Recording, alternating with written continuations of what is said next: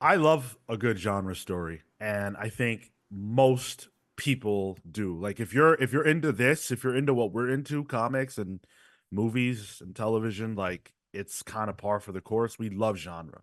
And comics used to be all genre. Yeah, you had superheroes, but superheroes were not the dominant form of, genre in comics. And really that wasn't even a genre unto itself the way we talk about it now. You had war comics, you had horror comics, you had mystery comics, you had all kinds of genres represented in comics, and then of course superheroes got huge, and so we lost a lot of those genre stories. But now I would say over the last 10 years, probably due to Image's resurgence, we'll talk about that, we've seen a rise of genre storytelling back in comics to the point where now if you're factoring in, I mean, Marvel and DC aren't hooked in yet, but if you're factoring in indie, there's just as much genre stuff out there as there is superhero stuff. And spoiler alert, it's really good. Yep. So we're going to talk today about some of our favorite genre stories in comics, and we're going to talk about the resurgence and why it's so important that this has happened. Why don't we kick things off with where we are and how we got here? I think it starts with Image. You guys agree with that? Um, yeah, the image of like the 2010s, probably right. Yeah. That Yeah. smells about right. Yeah. Yeah. Yeah. The explosion of initial sci-fi horror as like things to hone in on. I remember.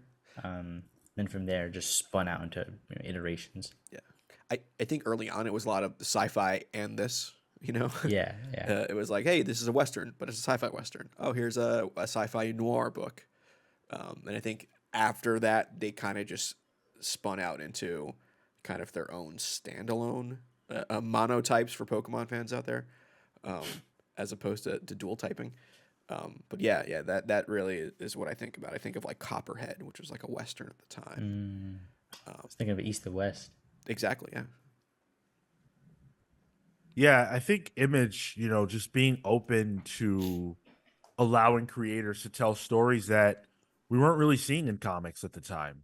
I remember one of the first, it wasn't the first, but it had to be one of the earliest creator owned books that I read was actually a horror book. It was the Wake by Scott Snyder. Oh, Mm, dude, fantastic book.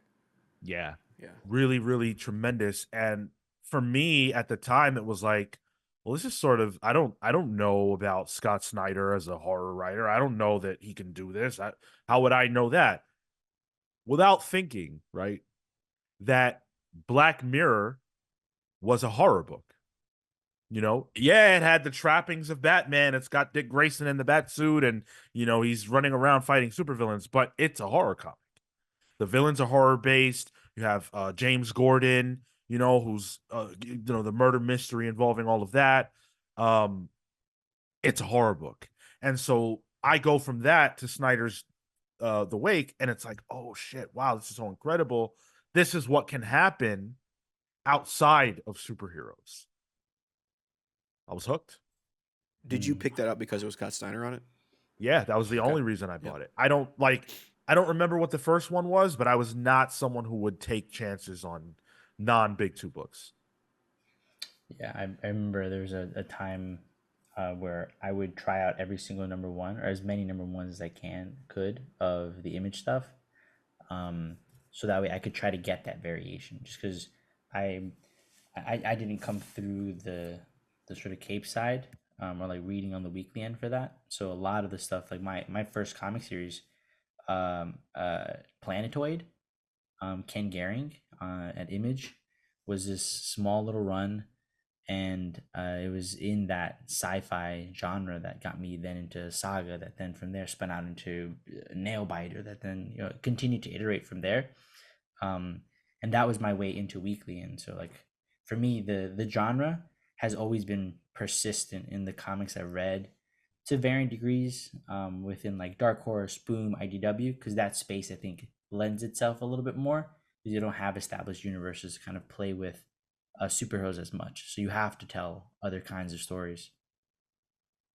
For me, when I think about genre, especially around that time, is I think of Brubaker and Phillips, the kings of crime stories in comics. Yeah.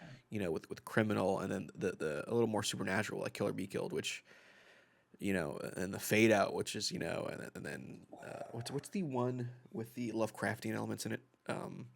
Oh my God, it's Fatale. Fatale. Yeah.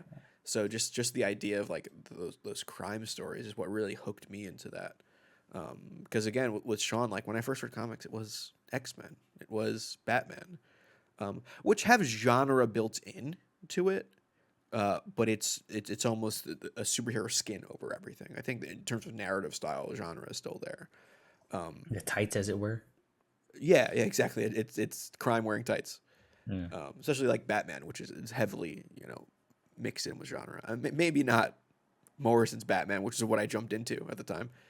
But yeah, and just seeing what can be done, and then like going back too, going back to like the Spirit, you know, Will Eisner's The Spirit.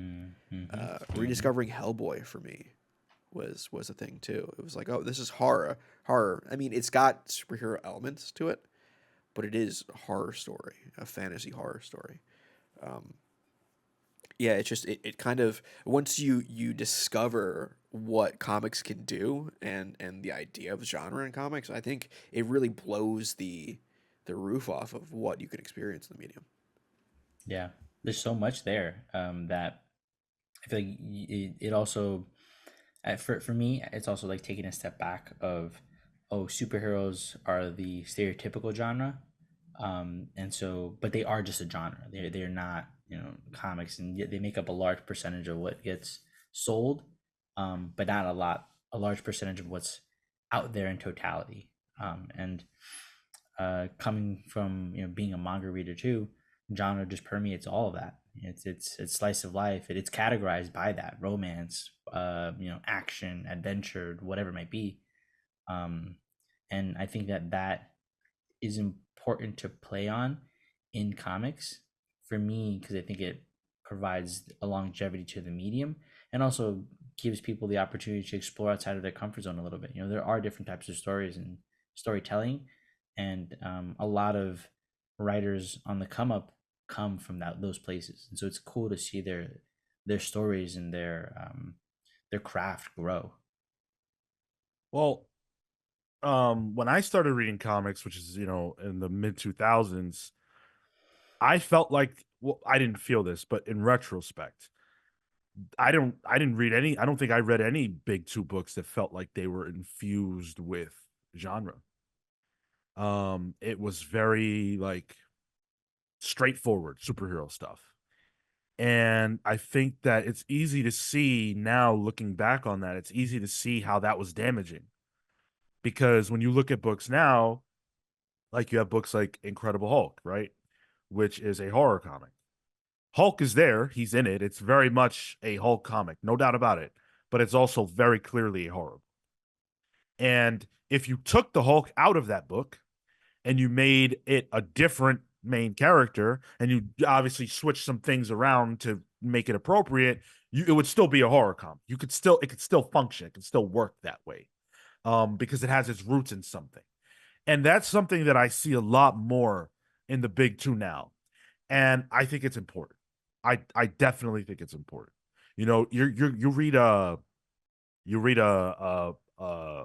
Philip Kennedy Johnson book, for example, and the hallmarks of high fantasy are there. They're there in every one of the books. Yeah. Um, I love that.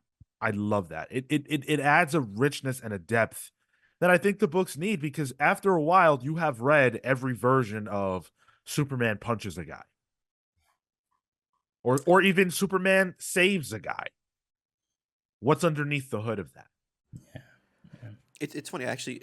I think maybe a little differently. Because when I try to think about what I read when I first started reading comics, I can see genre there. I think obviously you have stuff like Superman, which is like that's a superhero as a genre almost. But I think about like Cap at that time. That was a political thriller. You take Cap out of that book, and it's essentially Velvet, with that team. I think about like uh, uh, Iron Fist, Fractions Iron Fist. It was a kung fu fantasy book. It vitalize what Iron Fist was in terms of his lore, but you can take Iron Fist out of that. And I think genre existed then, but I just wasn't aware of it, really. I think it wasn't until I started going to school for film that I started really understanding genre and what it could be. I think it's much more visible there, and it's much more visible in the sense that like you go to a store, you go to like a Barnes and Noble, you look at the Criterion section or something, you can see different genres of stuff. Maybe not anymore. I think everything's much more digital now. But look on Max, you search by genre. That's how you find things. It's not as directly stated to you in comics. You go to a comic book shop, that shit's alphabetical. You know, that's alphabetical by publisher. There's no genre there. Some shops might have it, but the majority of it's pretty standard how it's organized. So I think you do have to look for it a little more. That's interesting you bring up the stores, because I think very much so, if that's where you're going to go pick up your comics and it's not organized in a way that is representative of the potential of the medium. I mean, the reason that it's broken out by letter is because people are going to go, I'm going to get Batman, that's in the B. I'm going to get a Spider-Man, that's an S. I'm going to get Swamp Thing, that's an S. I'm going to get, like there's a lot of variation there. From a character perspective, and that's what I think people associate comics with, are characters. And then so if you don't have that grounding, it's hard to find your way outside of those things. And even like I'm looking at Comixology's website, sorry, Amazon. It's broken down by publisher or when it came out, or it's manga, and manga is its own separate thing. Yeah. So again, like those lines aren't as clearly defined. I think that's probably to the detriment of the industry. Agreed, yeah. People do read based on genre. People do choose books that they want to read based on other things that they've enjoyed in the past. And so it makes sense in a way that, like, hey, if you like Batman, here's more Batman. But you might like horror, and you might like the Hulk's horror, but you might like Batman's horror. But you might also like Scott Snyder's horror that's not big two at all. So I definitely think that's something that comic book stores could look at is, hey, how can we promote the fact that there is a richness of genre and storytelling in comics that would require a lot of work, but I think it's worth doing. I mean, think about it like a Barnes Noble. The way it's organized is by genre. Nonfiction, mystery, young adult, urban fiction is its own section. Self-help. I mean, I don't really want self-help comics. No thanks. But like, I think if there is a way, even on a digital platform, like it can't be too hard for Amazon to make a separate way of viewing things by genre. Like that doesn't seem like a difficult thing to do. I don't think the reason they don't do it is a matter of difficulty. I think the reason they don't do it is the reason why Marvel and DC stopped publishing genre comics. And it's because the industry changed. Yep. And there hasn't been a movement to... there isn't a movement that feels like, oh yeah, we need to bring this into the forefront. How do you feel you would organize that shelf space then? Would you, for example, I was just thinking, would you lump all of the superhero stuff into a genre called superhero? Or would you take something like Batman Gothic, put it into the horror section, or take something like the Grant's run on Batman and put it into action adventure? Like how would you organize that world? I don't think it's possible. I don't think it's possible without severe work being done from the comic book. Like they would have to come up to you and ask you, and then you risk, if that has to happen, are people going to actually buy stuff? Because I think more, if people can not buy something and not have to talk to someone, they'll do that. I don't think it's doable really on the physical media side, outside of putting aside duplicates for like end caps, or like if you like crime books, here's a wall with crime books, and that'll change occasionally. Space is an issue. It's much trickier than I think it is on a digital storefront.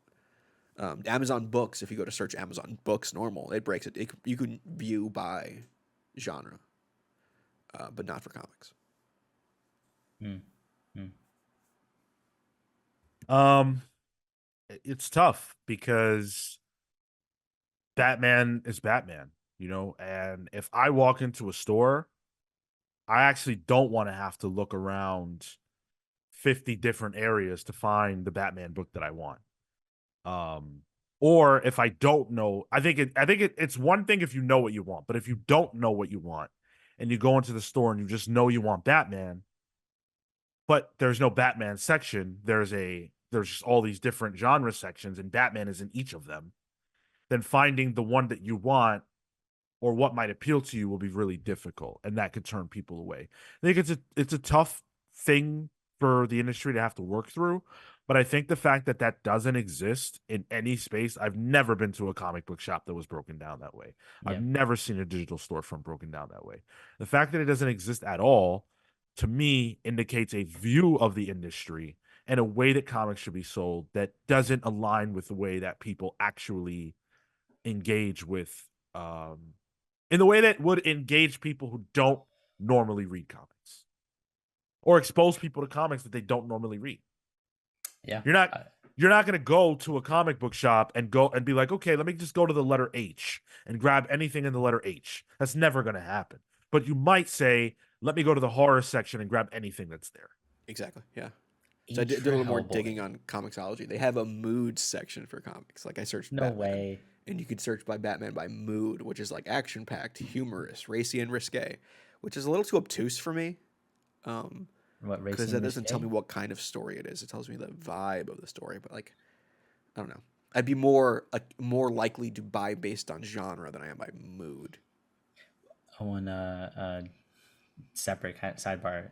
When I was working on the account, I went through all of the genres and like tried to pick a book out or something. And that Risky and Risque one, whichever one you just read, Tyler, Yeah, um, some weird ass books there. I bet. Not bad, but definitely a full expression of what comics could be, and some of them were a little horny. The Sunstone Book Club coming to you soon. Yeah. And I think to an earlier point, like by breaking out into genre, like for me, I'm buying stuff like this, right? Like, literacy in graphic novels, and I have my uh, radical conversation with a senator, socialist senator. There's ways that you can break out the books to allow for a bit more um, just experimentation. Yeah, I had to really dig through things and dive for these. But if there was a section that was just like political writing, oh, cool. What is it? Pedagogy, cool. Yeah, I do think there's a point where you break it out to the point where it's just like there's just too much, too many sections. Comics are tough. Comics are tough. yeah. It's a tough industry to work in and sell books in. But I really appreciate the fact that there has been an effort. There has been an effort to bring genre back, and it's worked. I don't think you can say it hasn't worked. When you look at some of the biggest names that we have in comics, whether it's in their big two books or stuff that they're doing outside the big two, they're saying what they have to say, and they're doing it in the trappings of familiar genres, and that's been a ton of fun. That's been my favorite part of this era of my experience with comics has been the resurgence of genre in comics. It's I think more I than think ever. I think It's Tynion more than is ever the in my time reading. Tynion jumps out to me as one of those names. Mm, yeah. Like Tynion Or has a shtick, and I mean that in a good way. That follows his work throughout. This tinge of horror. but before we close out, is there a particular book that exemplifies a genre for you? And I'll go first because I was thinking through like sort of a fantasy and like dark fantasy stuff. Um, and even borderline horror, Lock and Key, is that for me? Joe Hill, Gabrielle. I'm gonna get the thing right now, but that I think exemplifies a genre of um, frankly, of just like inventive storytelling with a flavor of horror, fantasy elements from Joe Hill and Gabriel Rodriguez. So like highly recommend if anyone wants to get into that. For me, like one of the genres that pops out to me is sci-fi. And when I think of sci-fi, I think of Fear Agent by Rick Remender and Tony Moore. It's just it is just pulpy sci-fi. It is almost like if you took one of those like pulp sci-fi comics from like the 50s that you would see, like in a movie or an attic somewhere, and you made that something similar to that, but you made that a little dirtier, and you did that, and with Remender's kind of punk charm to it. Fear Agent's great. I'm gonna shout out a sci-fi book as well, and it's more because I just feel like this book didn't get recognition for whatever reason. And it's We Only Find Them When They're Dead. That is I believe it's the only book that Al Ewing has done in the creator-owned space. And it's absolutely incredible. It doesn't hold your hand. It feels a lot like it sort of feels like a sci-fi version of there are echoes in what he's doing now with Immortal Thor, or at least I can see the echoes of it, but it doesn't hold your hand. It's hard to wrap your head around at times, but it's so good, and it's such a rewarding book. And it's simply not the kind of thing that you get to do when you are working, or often don't, when you are working at the big two and you have some constraints on you. This book is just full gas, and it's all Al Ewing with art, of course, by Samuel DeMeo. It's a great sci-fi book. But I would like to end by saying, look, Batman is great, Superman is great. All these characters are awesome, and we love them. There are great genre stories being told right now, today, inside the worlds of those characters, but also in other places outside of the big two. So if you love genre and you love the big two, or maybe you don't, but you want to read more comics that are a different slice, don't let any type of trepidation hold you back. Don't be me. Don't be me from 2009 or whatever. Branch out, see what else is out there. There's never been a better time to do that. There really hasn't, at least not in our lifetimes. So step out and try some different stuff. There's a lot of beautiful comics out there. Sure, there's one for you in the genre you're looking for. So leave us now. Go wherever it is you buy comics and buy some good ones. Read them for us. Let us know what you pick up. Thank you so much for watching. We'll see you in the next one. Take care, guys. See you next time.